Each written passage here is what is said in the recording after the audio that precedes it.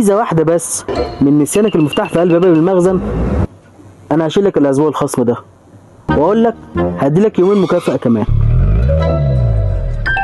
طب لعلمك بقى، انت عارف ده معناته ايه؟ ان كل جيرانك حوالين المخزن ناس امينه جدا ويتامنوا على الذهب، وبالحتميه كمان الشارع كله اللي فيه المخزن ناس امينه جدا وفي حاله، بدليل ان محدش خد باله بالمفتاح اللي بات ليله في المخزن. مما يترتب على ذلك لو حبيت تبيع مخزنك هتبيعه بسعر اغلى من اللي حواليك، ولو حبيت تأجره برضه هتأجره اغلى من اي حد. احسن حاجه فيك انك اقنعتني.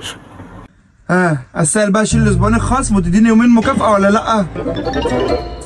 استاذ محمد، جيت بفتح هنا امبارح ب 50 جنيه من الاستاذ ده واداني باقي 200 جنيه مش 50، وانا ما كنتش حاجه حرام. السلام عليكم. احسن حاجه انك تيجي في وقت. وريني بقى هتطلع نفسك منها ازاي دي. اتفضل.